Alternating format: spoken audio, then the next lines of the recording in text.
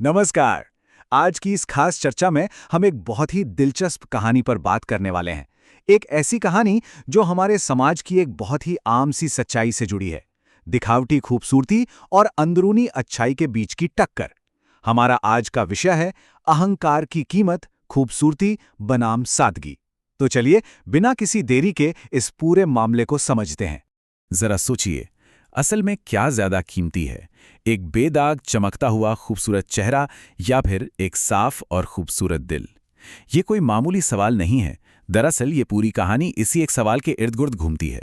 हम एक ऐसे परिवार की कहानी में गोता लगाने वाले हैं जहां इन दोनों विचारों की सीधी टक्कर होती है, और सच मानिए इसके नतीजे काफी हैरान कर देने वाले निकलते हैं। तो शुरुआत करते हैं हमारे पहले पड़ाव से, खूबसूरती बनाम सादगी। अब जरा इस बयान पर गौर करें। रुचि नाम की हमारी मुख्य किरदार अपनी सास से कहती है, मेरा काम घर की शान बढ़ाना है, ना कि घर का काम करना। मतलब सोचकर ही हैरानी होती है ना। बेचारी सास रसोई में पसीने से लथपथ होकर मदद मांग रही हैं, और रुचि वो आराम से आईने के सामने बैठकर भारी भर का मेकअप कर रही हैं। ये एक लाइन ही शुरुआत में साफ कर देती है कि रुचि के अंदर अहंकार कूट कूट कर भरा हुआ है। यहाँ कहानी में दो बिल्कुल विपरीत छोर देखने को मिलते हैं। एक तरफ रुचि है, मेकअप की परतों से ढकी हुई, काम से जी चुराने वाली और बेहद घमंडी। और ठीक इसके उलट है उसकी ननद सोनल। सोनल बिल्कुल सादे सूती कपड़े पहनती है, घर के हर काम में हाथ बटाती है, और उसका बर्ताव एकदम मीठा और विनम्र है।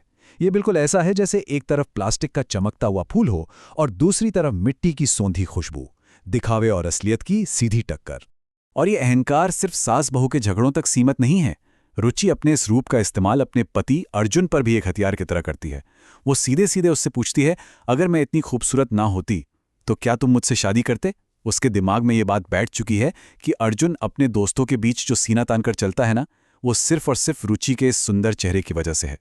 चलिए अब आगे बढ़ते हैं और देखते हैं कि कैसे ये अहंकार अपनी हदें पार करता है। जैसे जैसे समय बीतता है, रुचि का बर्ताव बद से बदतर होता चला जाता है। सबसे पहले निशाना बनती है बेचारी सोनल। रुचि उसे ताना मारती है कि वो बिल्कुल गरीबों जैसी दिखती है, जिससे सोनल का दिल टूट जाता है और वो चुपचाप वहां से चली जाती है। बात यहीं नहीं रुकती। घर आए मेहमानों को वो साफ कह देती है कि वो कोई नौकरानी नहीं है, और बेइज्जत होकर मेहमानों को लौटना पड़ता है। और तो और अपनी सास को वो सरेआम कह देती है कि दुनिया में सिर्फ खूबसूरती ही काम आती है, जिससे बेचारी सास शर्मिंदा हो जाती हैं। मतलब उसका घमंड घर के हर सदस्य को खोखला कर रहा था। अब जरा रुचि के इस एक दिन के कारनामों पर नजर डालते हैं। सुबह सुबह बाजार में गरीब सब्जी वाले पर वो बुरी तरह बरस पड़ती है, बस इसलिए क्योंकि सब्जी पर पानी छिड़कते वक्त कुछ बूंदें उसके चेहरे पर आ गिरी थीं। फिर दोपहर में एक ऑटो वाले की खैर नहीं, क्योंकि ऑटो के हिचकोले खाने से मैडम की लिपस्टिक जो खराब हो गई थी। और रात होते होते तो हद ही हो गई। अर्जुन की ऑफिस की पार्टी में उसने सीधे बॉस की पत्नी का ही अपमान कर डाला। और बॉस की पत्नी को उसने क्या कहा? कुछ लोग बिना मेकअप के बिल्कुल बेजान लगते हैं, जैसे हमारी बॉस मैडम। सच में ये कोई छोटी मोटी बात नहीं थी। अपनी फालतू की ब्यूटी टिप्स झाड़ने के चक्कर में उसने पूरी पार्टी का मजा तो किरकिरा किया ही, साथ ही अर्जुन के करियर को भी सीधे सीधे खतरे में डाल दिया।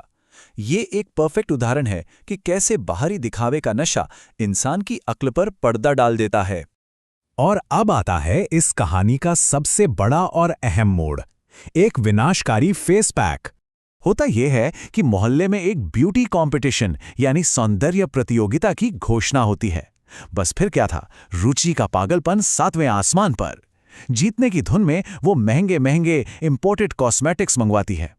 जब सामान घर आता है तो सोनल बड़ी ही मासूमियत से थोड़ा सा क्रीम मांगती है, बस आजमाने के लिए। लेकिन रुचि वो उल्टा उसका मजाक उड़ाते हुए कहती है कि ये महंगी क्रीम तुम्हारे चेहरे पर बिल्कुल बर्बाद हो जाएगी, क्योंकि तुम्हारे लिए ये सब बेकार है। यहां रुचि की क्रूरता अपने चरम पर नजर आती है। अब आता है कहानी का सबसे नाटकीय हिस्सा। प्रतियोगिता से ठीक एक रात पहले रुचि वो महंगा विदेशी फेस पैक लगाकर सो जाती है। लेकिन अगली सुबह जब आंख खुलती है तो आईना देखकर उसकी चीख निकल जाती है। उसके पूरे चेहरे पर बड़े बड़े काले धब्बे उभर आए थे। उन केमिकल्स ने अपना भयानक असर दिखा दिया था। नतीजा, जिस चेहरे पर उसे इतना गुमान था, उसी के खराब हो जाने पर वो शर्म से पानी पानी हो जाती है और खुद को कमरे में बंद कर लेती है। ये बिल्कुल वैसा था जैसे किसी ने उसके अहंकार के गुब्बारे में पिन चुभा दी हो। उस वक्त रुचि की जो हालत थी वो उसके इस वाक़े से साफ समझी जा सकती है। मैंने क्या कर दिया? अब मैं लोगों का सामना कैसे करूंगी? मेरा चेहरा बर्बाद हो गया है। देखिए, जब किसी इंसान ने अपनी पूरी पहचान, अपना पूरा वजूद सिर्फ अपने रंग रूप पर टिका रखा हो और वो ही अचानक छीन जाए, तो इंसान अंदर तक टूट जाता है। उसका सारा का सारा घमंड ताश के पत्तों की तरह ढह गया। चलिए अब इस पूरी चर्चा के अंतिम और सबसे खूबसूरत हिस्से की तरफ बढ़ते हैं, सच्ची खूबसूरती की जीत। एक तरफ रुचि कमरे में छुपकर रो रही थी और दूसरी तरफ सोनल ने पूरे आत्मविश्वास के साथ आगे कदम बढ़ाया। बिना किसी तामझाम के अपनी उसी साधारण सूती साड़ी में और बिना एक रत्ती भी मेकअप किए सोनल प्रतियोगिता में हिस्सा लेने पहुंच रही। वो बिल्कुल वैसी ही मंच पर खड़ी थी जैसी वो असल जिंदगी में है, एकदम सादी, सरल और चेहरे पर एक प्यारी सी सच्ची मुस्कान के साथ। और जब जजों ने सोनल से उसकी इस चमकती हुई सुंदरता का राज पूछा, तो उसका जवाब सुनहरे अक्षरों में लिखने लायक था। उसने कहा, सादगी और मुस्कान ही असली श्रृंगार है। वाकई ये सिर्फ एक लाइन नहीं थी, बल्कि जीने का एक पूरा नजरिया था। उसके इसी सच्चे और सीधे जवाब ने जजों का दिल जीत लिया। और फिर क्या था, पूरे मोहल्ले की तालियों की गड़गड़ाहट के बीच वो ब्यूटी ट्रॉफी सोनल के हाथों में थी। तो इस पूरे घटनाक्रम का निचोड़ क्या निकलता है? दोनों के अंजाम को देखिए। रुचि, जो घमंड के आसमान में उड़ रही थी, वो मुंह छिपाने को मजबूर हो जाती है और अपनी गलतियों की माफी मांगती है। उसे ये कड़वा सच समझ आ जाता है कि बाहरी सुंदरता पानी के बुलबुले की तरह है, बेहद नाजुक और कुछ ही पलों की मेहमान। और दूसरी तरफ सोनल, वो अपनी सादगी और अच्छाई के दम पर ट्रॉफी जीतती है। ये इस बात का पक्का सबूत है कि अच्छा स्वभाव ही हमेशा असली विजेता होता है। कहानी के आखिर में रुचि का पति अर्जुन एक बहुत ही गहरी और पते की बात कहता है।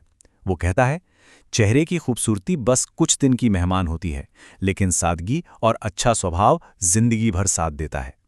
सच कहा जाए तो इस पूरी चर्चा का यही सबसे बड़ा सबक है। जब रुचि अपनी गलतियों पर पछता रही होती है, तो अर्जुन उसे यही समझाता है कि जिंदगी में असली अहमियत किस चीज़ की होनी चाहिए। तो इस पूरी चर्चा को खत्म करते हुए एक बहुत ही गहरा सवाल छोड़कर जाना चाहेंगे। क्या हमारा आज का समाज एक अस्थायी परछाई यानी बाहरी रंग रूप को इंसान के स्थायी चरित्र से ज्यादा अहमियत देता है? ये कहानी हमें रुककर ये सोचने पर मजबूर करती है कि असल जिंदगी में हमें किस तरह की सुंदरता को पूजना चाहिए और किसका सम्मान करना चाहिए। इस पर जरूर विचार होना चाहिए। इस पूरी चर्चा में साथ बने रहने के लिए बहुत बहुत धन्यवाद।